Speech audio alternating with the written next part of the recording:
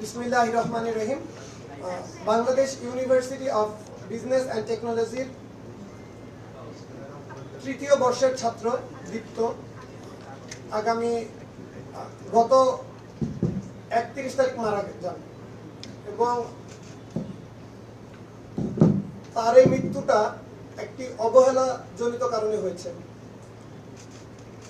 সবচেয়ে দুঃখের বিষয় হচ্ছে অবহেলাজনিত কারণে তার মৃত্যু হওয়ার পরেও আমাদেরকে এটা নিয়ে এখন একটি প্রেস ব্রিফিং করতে হচ্ছে। তো বৈষম্য বিরোধী ছাত্র আন্দোলনের সাথে আমরা বিউবিটি প্রথম থেকেই যুক্ত ছিলাম। আমাদের বিউবিটির দুইজন ভাই বৈষম্য বিরোধী ছাত্র আন্দোলনে শহীদ হয়েছেন।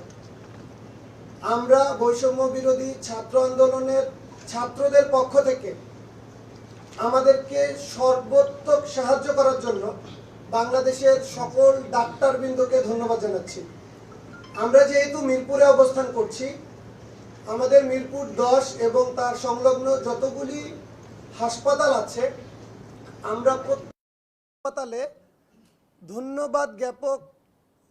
ধন্যবাদ জ্ঞাপন করে তাদেরকে শুভেচ্ছা জানিয়ে এসেছি আমাদের পাশে থাকার জন্য। তারই প্রেক্ষিতে বলতে চাই, আমাদের কোনো ছাত্র ভাই কোনো ডাক্তারদের সাথে খারাপ ব্যবহার করেছে এটা আমরা বিশ্বাস করি না, এবং আমরা ডাক্তারদের উপর যে হামলা হয়েছে বা তাদেরকে যে হেনস্থা করা হয়েছে এটার তীব্র নিন্দা জানাই। আমাদের আজকের এই প্রেস বিজ্ঞপ্তিটা বিষয় হচ্ছে ঢাকা মেডিকেল কলেজে চিকিৎসা অবহেলার শিকার হয়ে আহসানুল ইসলাম দীপ্তর মৃত্যু। সাম্প্রতিক বৈষম্য বিরোধী ছাত্র আন্দোলনে আমাদের শিক্ষার্থীরা যখন বিভিন্ন জায়গায় আহত হয়, তখন এই ডাক্তার ভাইরাই আমাদের পাশে এসে দাঁড়িয়েছেন। তারা শুধু আমাদের ভাই না, তারা আমাদের সহযোদ্ধাও। তাদের সাহায্য সহযোগিতা ছাড়া আমরা এত বড় স্বাধীনতা অর্জন করতে পারতাম না। যদি আমার নিজের কথাই বলি, আমি নিজেও গুলিবিদ্ধ হয়েছিলাম এবং তাদের থেকেই সেবা নিয়ে আজকে আমি সুস্থ হয়েছি। 31শে আগস্ট শনিবার ঢাকা মেডিকেল কলেজ হাসপাতালে দায়িত্বরত ডাক্তারদের উপর হামলার ঘটনায় আমরা বিউবিটি শিক্ষার্থীর পক্ষ থেকে নিন্দা ও প্রতিবাদ জানাচ্ছি।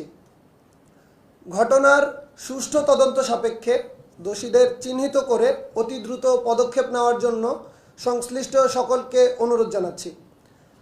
আমার পাশে যে বসে আছে শরীফ, ও দীপ্তর শুধু ক্লাসমেট না, বন্ধু, রুমমেট এবং একই সাথে রান্না করে খাওয়া ছেলে। আমার মনে হয় হাসপাতালে যে ঘটনাগুলি ঘটেছে ওখানে যেহেতু ও ছিল, ওর থেকে বাকি বিষয়টা আমরা শুনলে বেশি ভালো হবে।